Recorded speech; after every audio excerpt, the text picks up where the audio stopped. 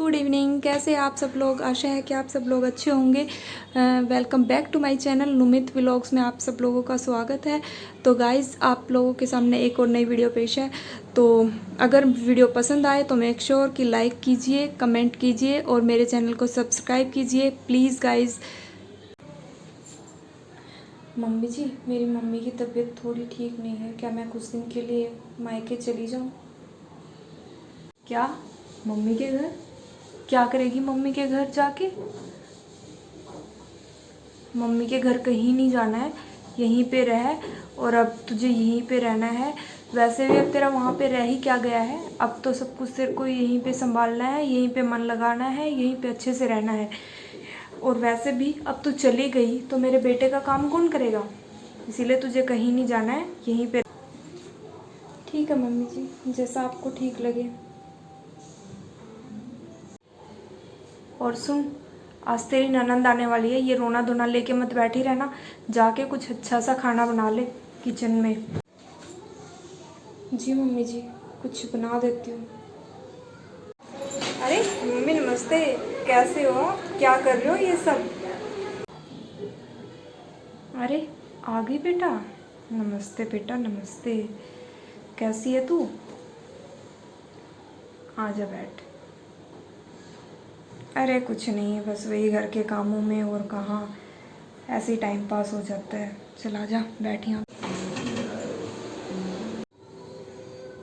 अच्छा मम्मी, भाभी कहाँ है? भाभी तेरी कहाँ जाएगी, होगी यहीं किसी कोने में छिप के रो रही होगी अपने कर्मों को। और क्या करेगी वो? अरे दीदी आप आ गए। दीदी नमस्ते, कैसे हैं आप? मैं ठीक हूँ भाभी, आप बताइए आप कैसी है? आप बैठो दीदी, मैं आपके लिए कुछ खाने के लिए लेके आती हूँ, चाय वगैरह लेके आती हूँ, जब तक आप मम्मी जी से बातें करो। अभी आती हूँ, ठीक है? मम्मी आप ऐसा क्यों बोल रहे थे? क्या हुआ था? भाभी तो एकदम अच्छे से लग रही हैं, भाभी तो अच्छे से बोल रही थी, भाभी तो ठीक है। क्या होना था बेटा, अपने घर जाने की जिद करके बैठी है सुबह से। तो मम्मी जाने दो ना, क्या प्रॉब्लम है? जाने दूँ? कैसे जाने दूँ बेटा, तूने तो बोल दिया कि जाने दूँ। अब मैं ऐसे नहीं जाने दे सकती, ये तो बार बार बोलती रहती है कि मुझे मम्मी के घर जाना है, मम्मी के घर जाना है।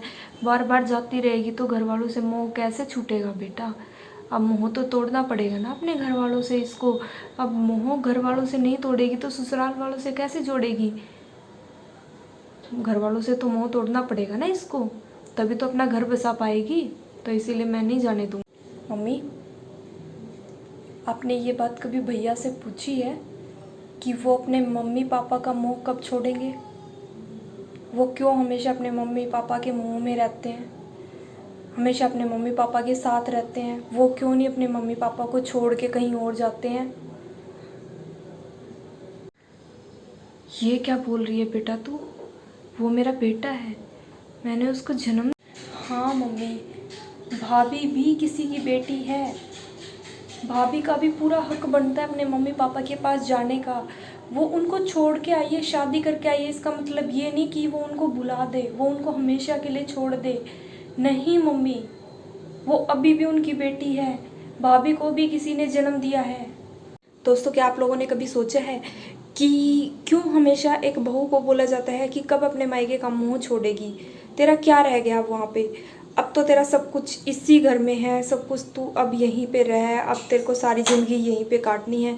हम क्यों भूल जाते हैं कि हमने अपनी आधी ज़िंदगी अपने मायके में ही काटी है।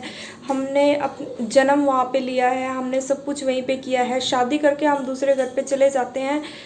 हमें बोलना, लड़की को बोलना चाहिए कि तेरे दो घर हैं, एक ससुराल और एक मायका। लेकिन लड़कियों को क्या जताया जाता है? लड़कियों को जताया जाता है कि उसका ना ससुराल है ना मायका है, ना वो शादी के बाद ससुराल में हक जता पाती है और ना ही मायके में हक जता पाती है। क्योंकि ससुराल में ये बोला जाता है कि वो पराए घर से आते हैं, और मायके में ये होता है कि बेटी पराई होती है।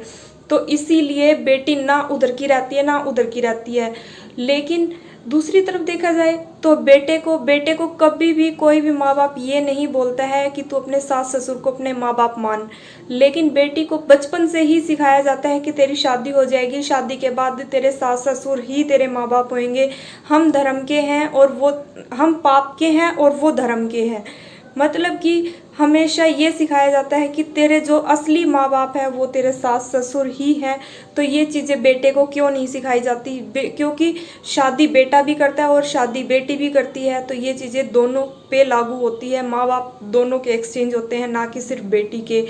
तो इसीलिए कदर करनी चाहिए बेटे को भी अपने सास ससुर की और बेटी को भी अपने सास ससुर की, तभी दोनों में बराबरी होएगी। ये नहीं कि सिर्फ लड़की अपने सास ससुर को माँ बाप मानती रहे और लड़का अपनी मर्जी में आए तो जाए, ना मन में आए तो मत जाए। लेकिन ऐसा नहीं होना चाहिए। लड़के को भी अपने सास ससुर की उतनी ही कदर करनी चाहिए जितनी कि लड़की करती है, क्योंकि लड़के को उसके सास ससुर ने एक ऐसी कीमती चीज़ दी है जो कोई नहीं दे सकता। उन्होंने अपनी पूरी ज़िंदगी की जो पूंजी होती है ना, अपनी बेटी, अपनी जिगर का टुकड़ा उसको दे दिया है, तो उसके लिए उनको हमेशा उनकी कदर करनी चाहिए। धन्यवाद दोस्तों।